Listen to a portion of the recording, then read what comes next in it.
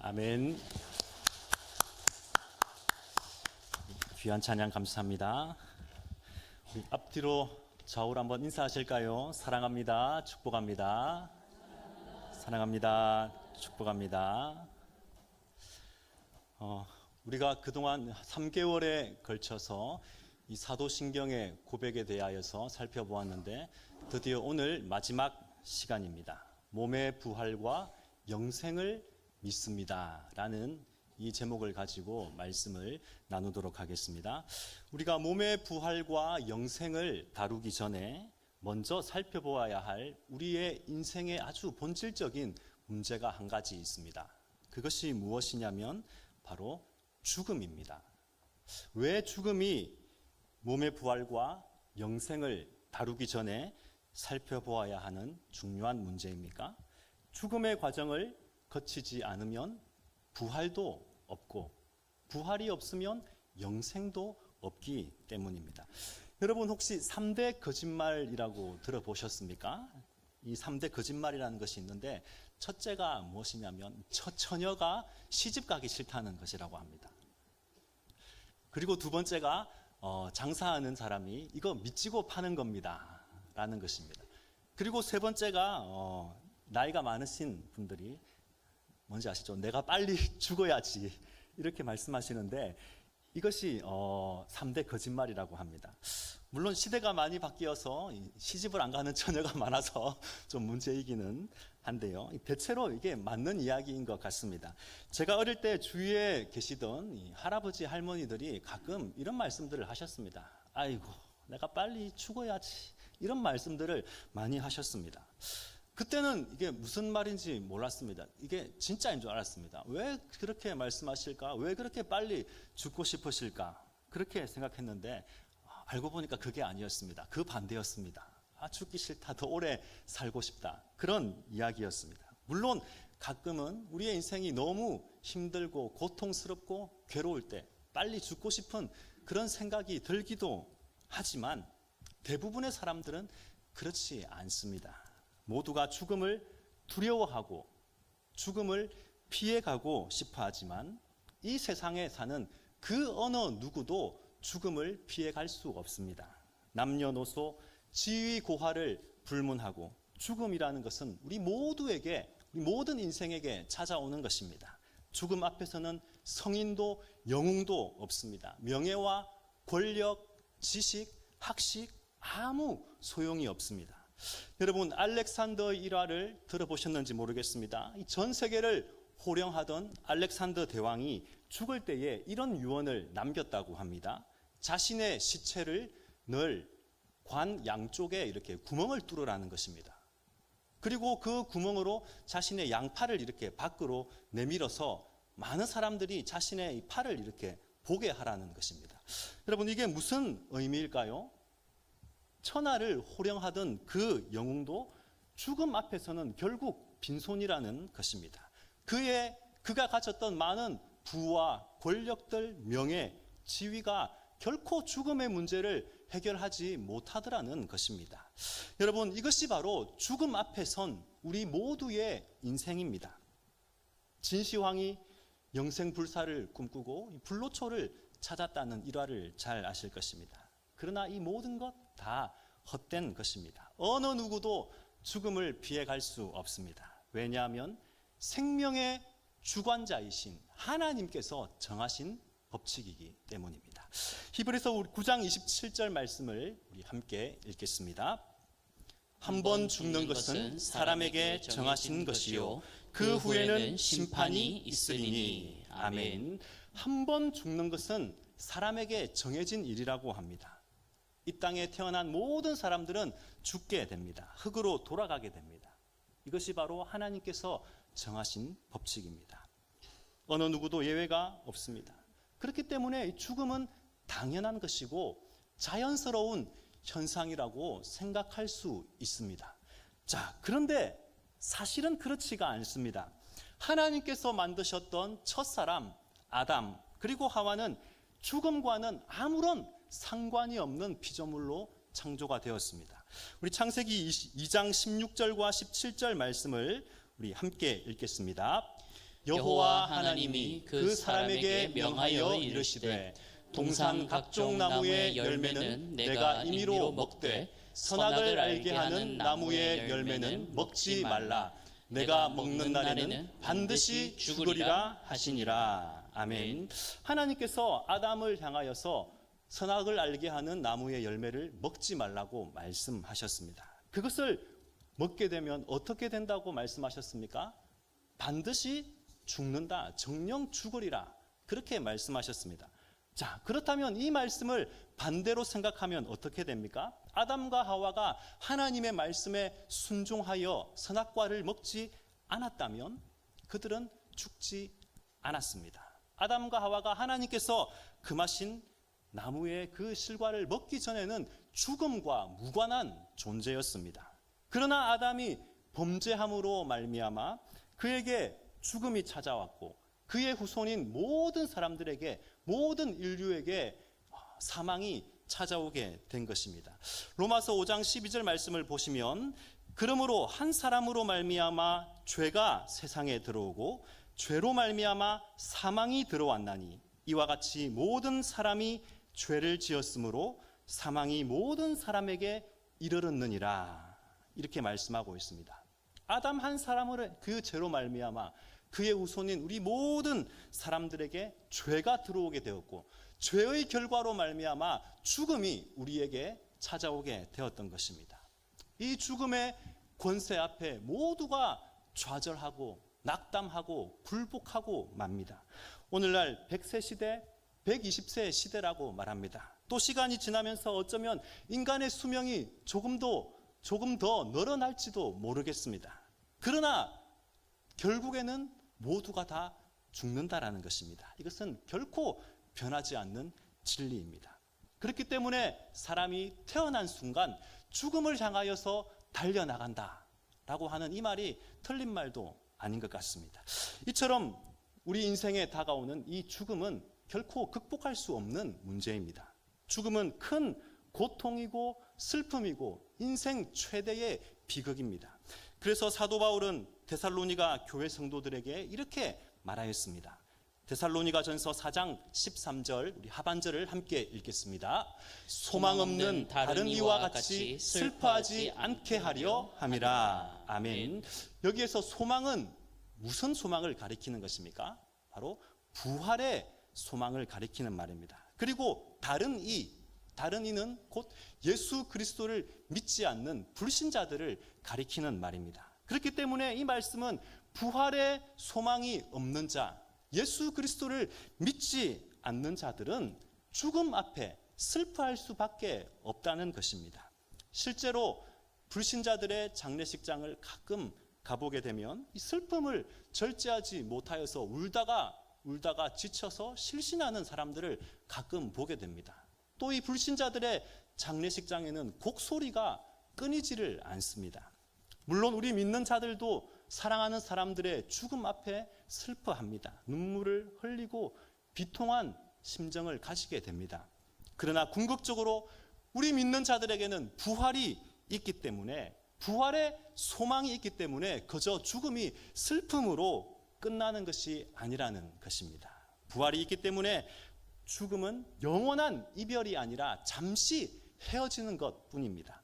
그 헤어짐의 시간이 수년에서 길게는 수십 년이 될 수 있지만 하늘에서의 그 영원한 시간에 비하면 한 점에, 한 찰나에 불과한 것입니다.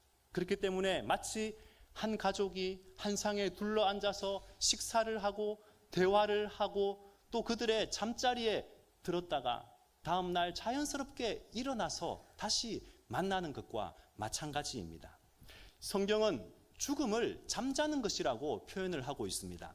예수님께서 사람이 죽은 것을 보고 죽은 것이 아니라 잔다 이렇게 말씀하신 적이 있습니다. 마가복음 5장 39절 말씀을 보시면 회당장 야이로의 딸이 죽었을 때에 예수님께서 말씀하시기를 이 소녀가 죽은 것이 아니라 잔다 그렇게 말씀하셨습니다. 분명히 이 소녀는 죽었습니다. 그런데 예수님께서는 죽었다라고 말씀하지 않으시고 잔다라고 말씀하셨습니다. 그러자 주위에 있던 많은 사람들이 예수님의 말씀을 듣고 비웃었습니다. 아니 죽은 것이랑 자는 것도 구분하지 못하느냐, 그렇게 생각했던 것입니다. 그런데 예수님께서는 마치 자는 사람을 깨우듯 이 소녀에게 다가가서 달리다굼, 소녀야 일어나라, 그렇게 말씀하셨습니다.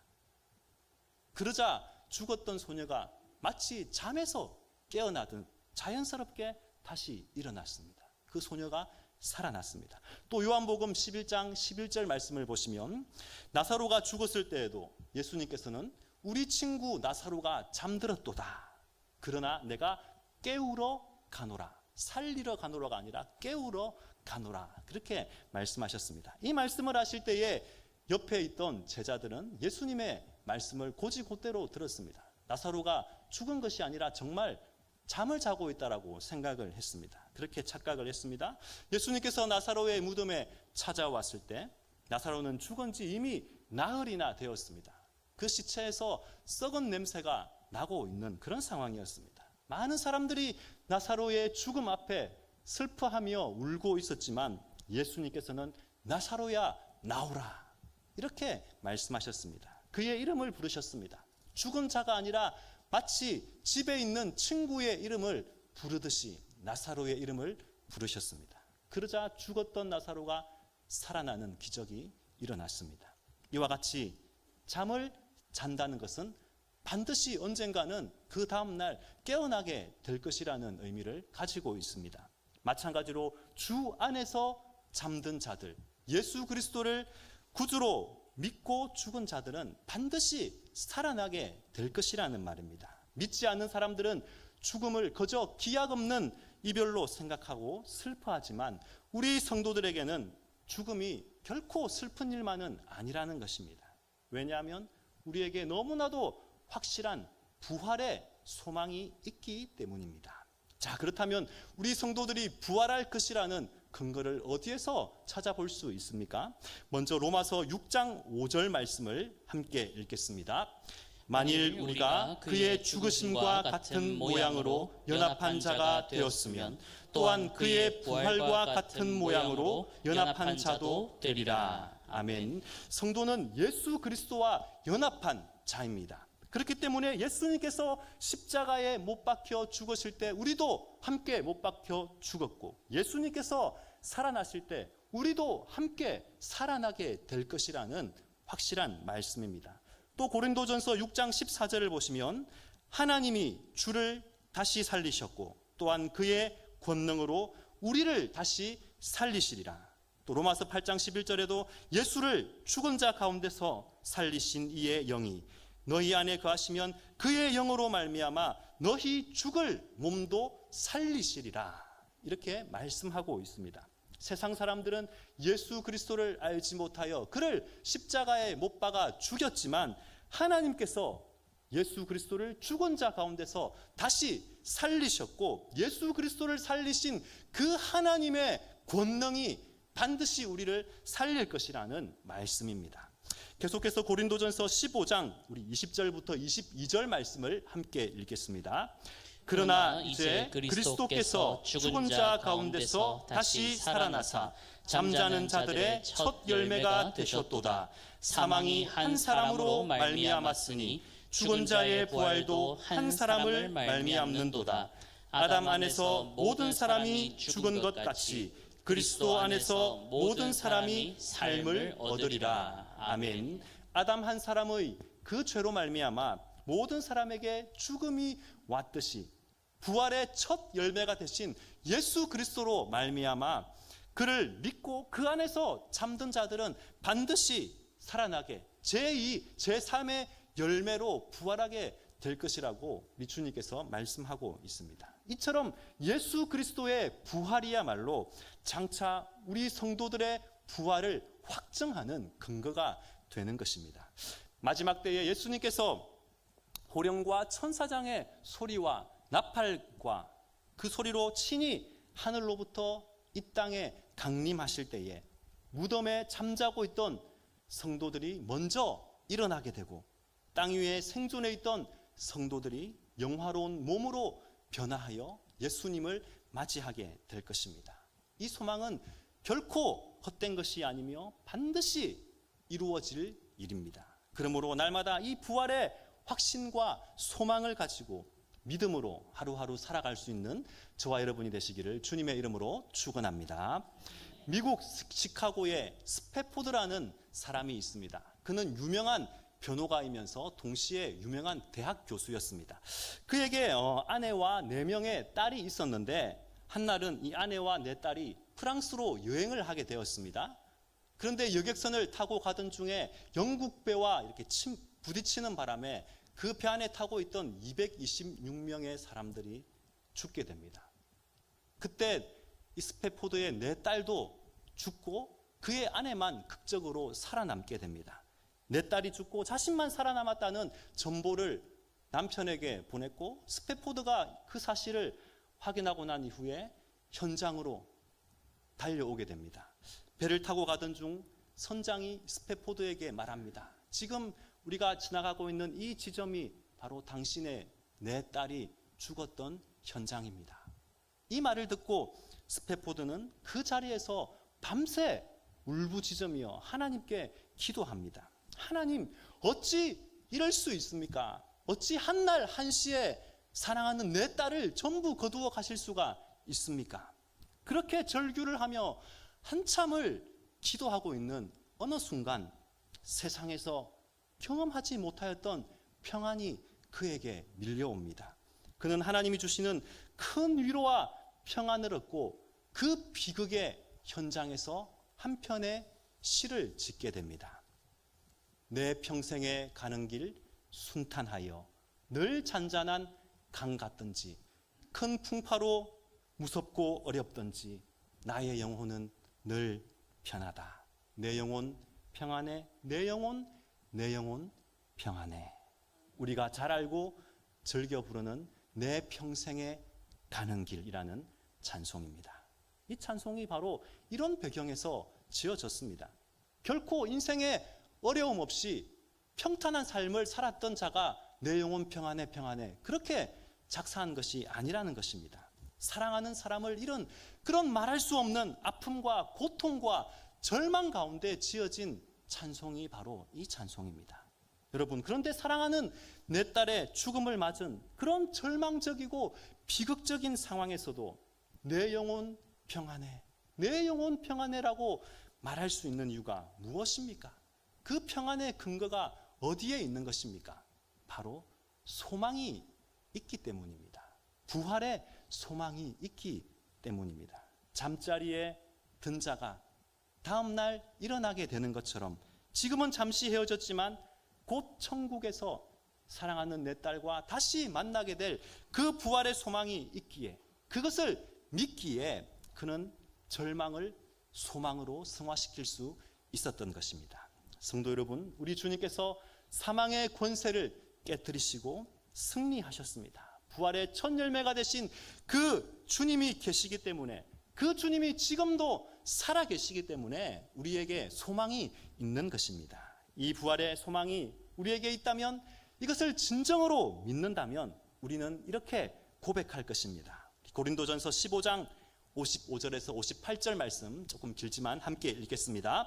사망아, 너의 승리가 어디 있느냐? 사망아, 내가 쏘는 것이 어디 있느냐? 사망이 쏘는 것은 죄요, 죄의 권능은 율법이라. 우리 주 예수 그리스도로 말미암아 우리에게 승리를 주시는 하나님께 감사하노니, 그러므로 내 사랑하는 형제들아, 견실하며 흔들리지 말고 항상 주의 일에 더욱 힘쓰는 자들이 되라. 이는 너희 수고가 주 안에서 헛되지 않은 줄 알미라. 아멘. 성도 여러분, 우리 주님께서 사망의 권세를 깨뜨리셨습니다. 죄와 죽음의 저주를 끊고 우리에게 승리를 주셨습니다. 그러므로 담대하십시오. 어떤 상황에도 결코 흔들리지 마십시오. 날마다 이 부활의 확신과 소망 가운데에 기쁨으로 더욱 주의 일에 힘쓰며 하나님께 감사와 찬양과 영광을 올려드리는 그러한 성도님들이 되시기를 주님의 이름으로 축원합니다. 우리 이어서 영생을 믿습니다 라는 이 고백에 대하여서 살펴보도록 하겠습니다. 여러분, 영생은 풀어서 영원한 생명을 가리키는 말이죠. 고대 세계부터 사람들은 영생에 대하여서 많은 관심들을 가져왔습니다. 이집트 사람들은 영혼 불멸 사상을 가지고 있었습니다.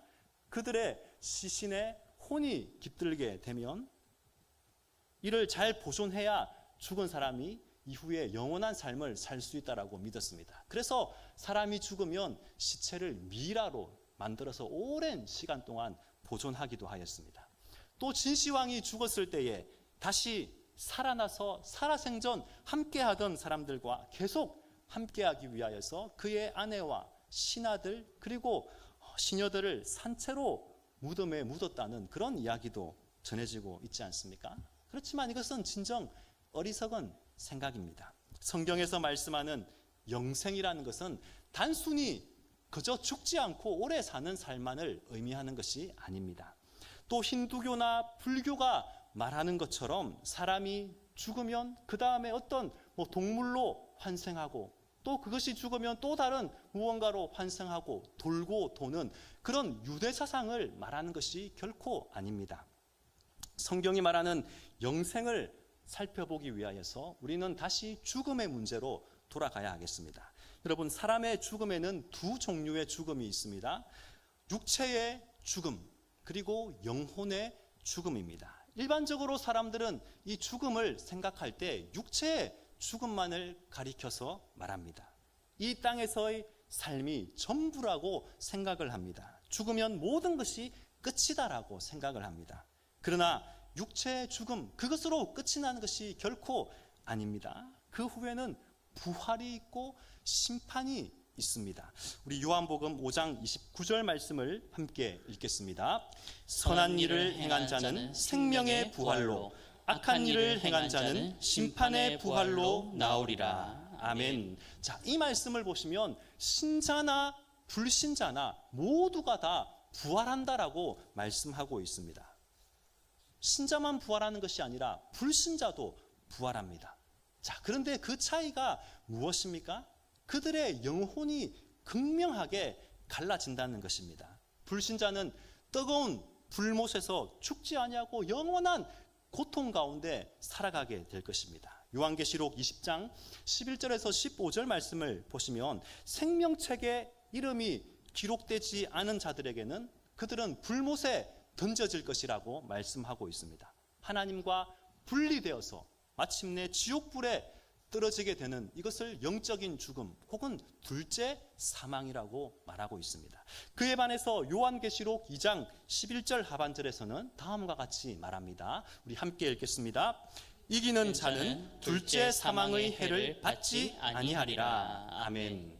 예수님을 믿고 이 마귀 사탄과의 전쟁에서, 영적인 전쟁에서 승리하는 자들은 둘째 사망의 해를 받지 않는다라고 말씀합니다.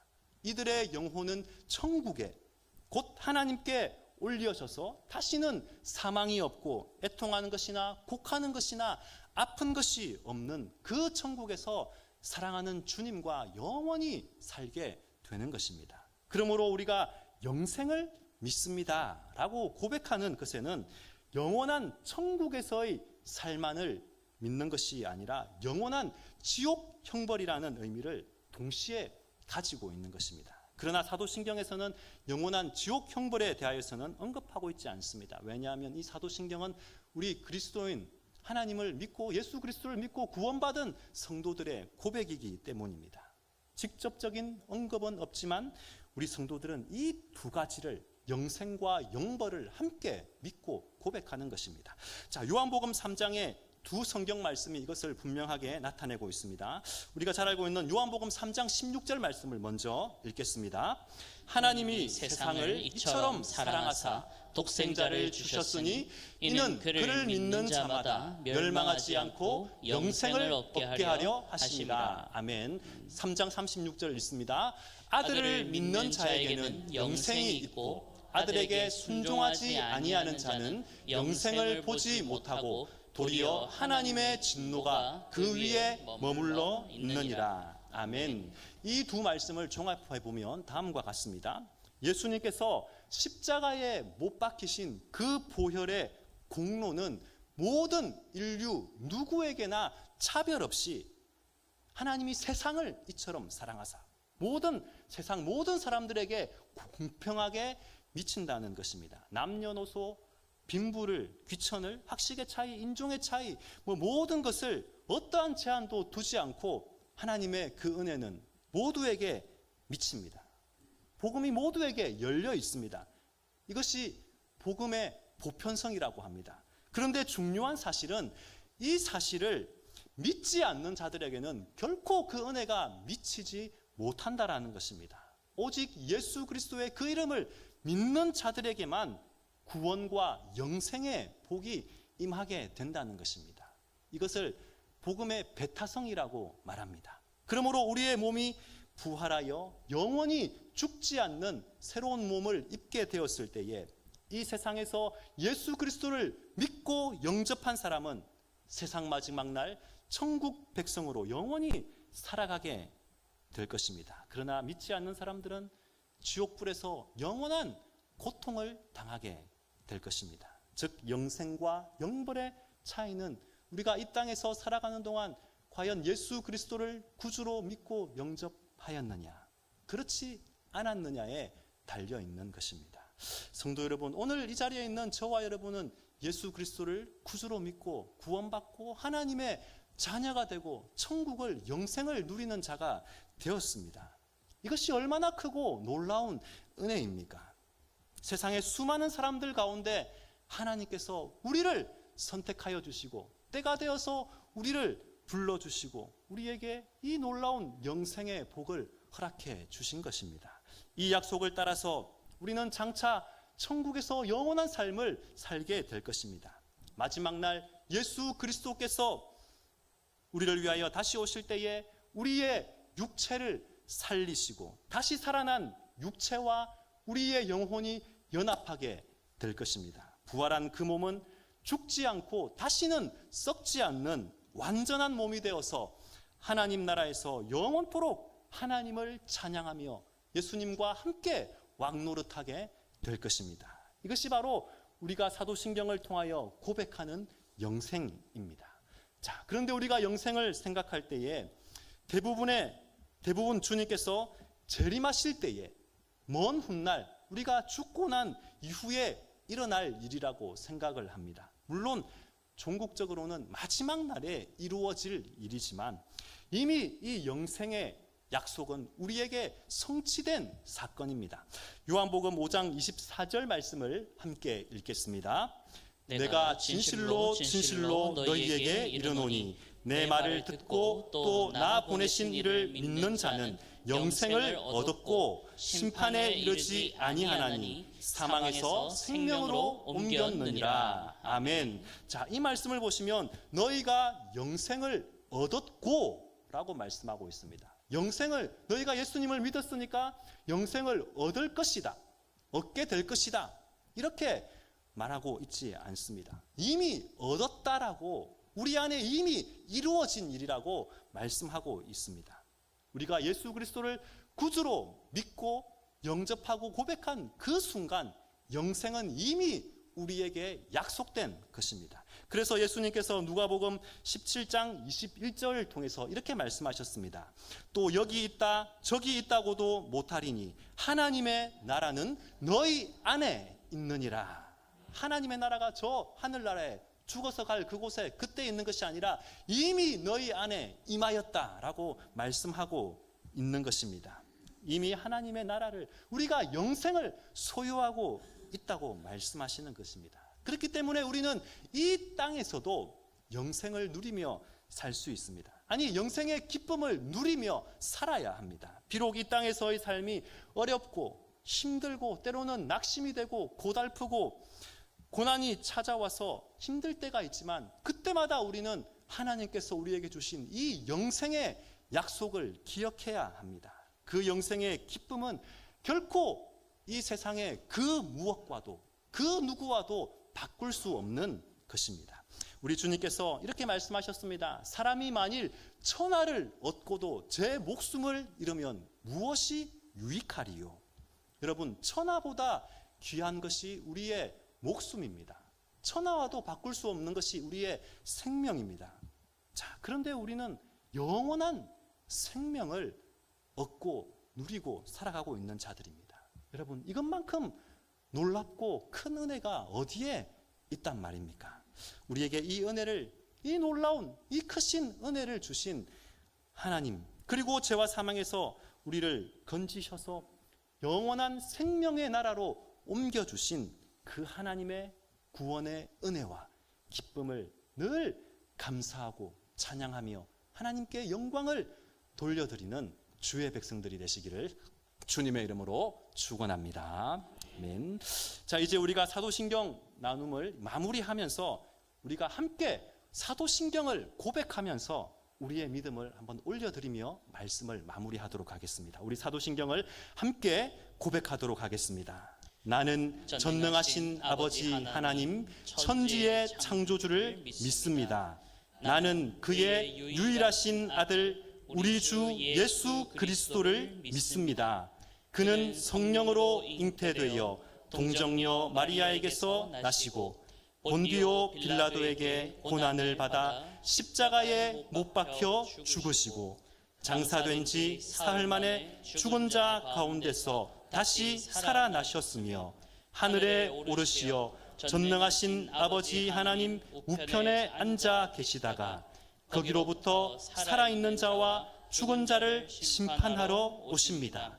나는 성령을 믿으며 거룩한 공교회와 성도의 교제와 죄를 용서받는 것과 몸의 부활과 영생을 믿습니다. 아멘. 이 믿음의 고백이 날마다 우리의 삶 가운데 충만하기를 주님의 이름으로 축원합니다. 우리 시간 말씀을 기억하며